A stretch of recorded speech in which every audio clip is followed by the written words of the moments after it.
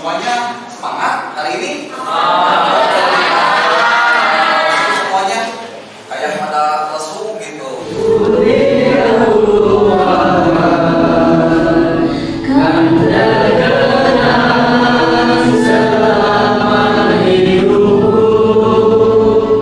Kemudian tujuan pembelajarannya yaitu peserta didik menganalisis potensi, konflik, dan memberi solusi di tengah keragaman dalam masyarakat. Nah, ini indikator tujuan pembelajaran ini yang terus kita menjadi capaian pembelajaran untuk hari ini.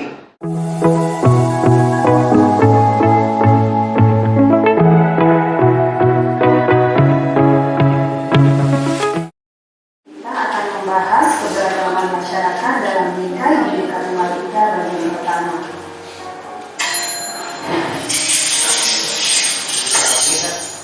Pengertian Bhinneka Tunggal Ika. Semboyan Bhinneka Tunggal Ika ini berasal dari buku Sutasona karya Empu Tantula, seorang pujangga di Kerajaan Majapahit. Bhinneka Tunggal Ika Tadhana Dharma Mangruah, yang berarti walaupun berbeda-beda tetapi tetap satu jua adanya. Kalian setelah amati dari video tersebut apa? Ya. Jadi dalam video tersebut memahami kita tahu bahwa video tersebut ada keberagaman suku budaya, suku bangsa dan budaya, terus keberagaman agama, keberagaman ras, lalu ada keberagaman antar golongan dan juga ada keberagaman gender. Gendernya. Oke. Selain itu apa lagi yang kalian dapatkan? Coba sebelah sini ya. Gimana? Oh, sebelah sana Keisha. Ya, silakan Keisha. Kita mengetahui arti penting dari Bhinneka Tunggal Ika. Yang pertama itu ada pendorong kerja untuk nasionalisme Indonesia.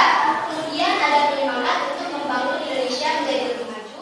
Selain semboyan tersebut, negara kita juga memiliki alat-alat pemersatu bangsa yang lainnya. Nah, dari keenam ini sebagai alat-alat pemersatu bangsa. Yang pertama, dasar negara Pancasila. Kita akan membagikan kelompok. Ya, di sini kan ada 5 kelompok. Nanti kalian bentuk 5 kelompok dengan tema yang berbeda-beda. Nah, ini tugas. Tugas ini adalah Bapak akan memberikan model pembelajaran project based learning. Artinya kalian itu harus membuat proyek berbasis masalah. Berbasis masalah. Nanti untuk proyeknya Bapak akan berikan LKPD kepada masing-masing dari kelompok. Tapi yang terlebih penting, kita sudah kan dibagi kelompok semuanya? Sudah bagi kelompok.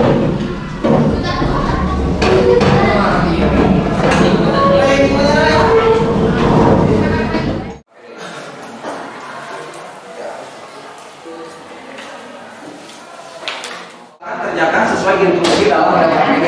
Kemudian, nah untuk membuat infografis, jadi kalian infografis itu pada akhirnya nanti kalian akan membuat seperti poster digital, cuman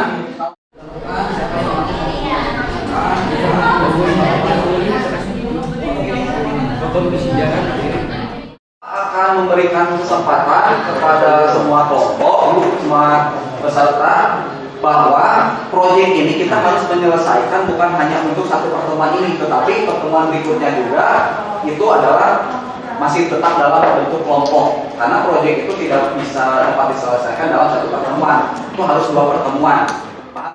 Untuk pembelajaran hari ini apa yang kalian dapatkan? Ya, tapi manfaatnya apa? Kita sebagai warga negara keberagaman Indonesia itu harus patut kita jaga dan melestarikan, karena jika kita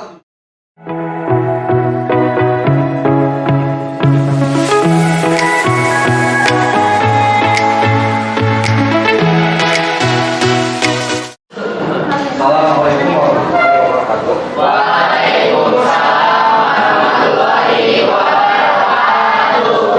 Apa semuanya? Sebelum kita belajar, marilah kita berdoa. Berdoa dalam hati dipersilakan.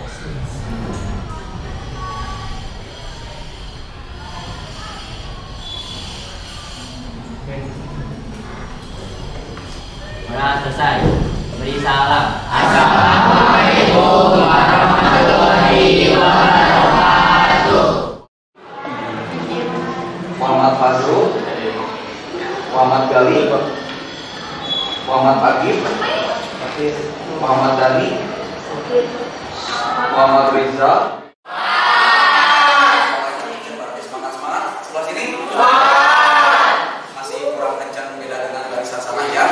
Oke, sebelah sini. Sebelah sini.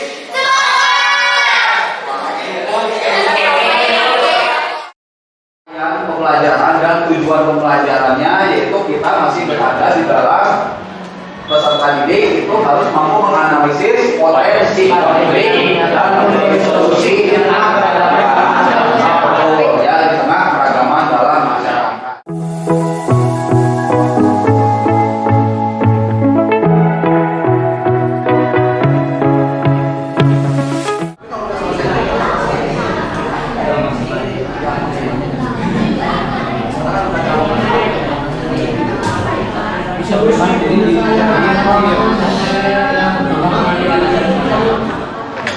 Siapa yang beli?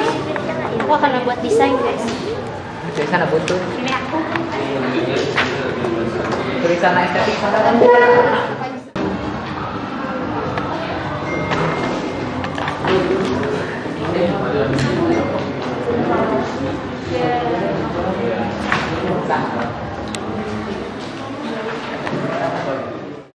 Hari ini Bapak akan memonitor perkembangan proyek terkait dengan materi yang telah kita diskusikan di pertemuan sebelumnya. Coba kelompok 1 udah selesai belum? Sudah, nanti Bapak akan periksa ya. Kelompok 2? Sudah, kelompok 2? Kelompok 3? Sudah, kelompok 4? Proses Pak, dikit lagi. Masih proses. Kelompok 5? Sudah, jadi ada satu kelompok yang masih belum selesai. Baik, nanti Bapak akan melihat perkembangan proyek kalian yang telah diselesaikan. Penilaian kepada kalian mulai dari cara mengkomunikasikan, cara pemasaran materi, kemudian produk yang kalian telah selesaikan, serta dalam memberikan kesimpulan pada saat proses tanya jawab. Assalamualaikum warahmatullahi wabarakatuh.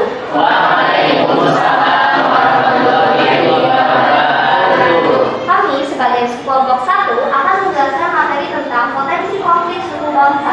Perkenalkan, nama saya A yang Putri sebagai moderator dan teman saya ada Keisha Nabila Putri Sigit sebagai pemateri 1, Ervan Hakim sebagai pemateri 2. Di sini yang infografis yang kami buat akan menjelaskan mengenai contoh konflik antar golongan.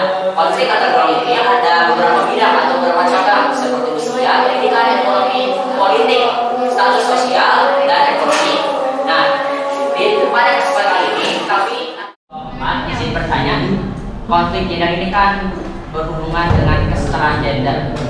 Laki-laki tidak selalu laki-laki yang bekerja, perempuan juga boleh bekerja, apalagi sekarang ada yang jadi pemimpin negara. Nah, bagaimana nih tanggapan kelompok 5 tentang dalam agama Islam, pandangan Islam, keutamaan wanita lebih baik diam di rumah dan sebaik-baik masjid bagi para wanita adalah diam di rumah mereka. Tanggapannya gimana? Evaluasi, artinya evaluasi itu kita akan memberikan sedikit kesimpulan dari masing-masing kelompok. Kira-kira kesimpulan apa yang kalian dapatkan dari hasil pembelajaran hari ini sesuai dengan tema kelompoknya masing-masing.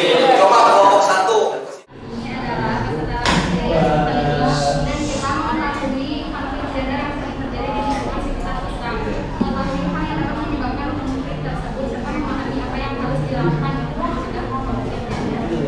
Kesimpulan dari kelompok 4 mengenai materi mengenai potensi konflik antar golongan adalah kita menjadi paham akan hal-hal yang dapat menimbulkan konflik antar golongan. Kita juga menjadi paham akan solusi-solusi dan cara pencegahan yang harus diambil jika terjadi konflik antar golongan di sekitar kita berdasarkan konflik-konflik yang pernah terjadi di Indonesia. Ya.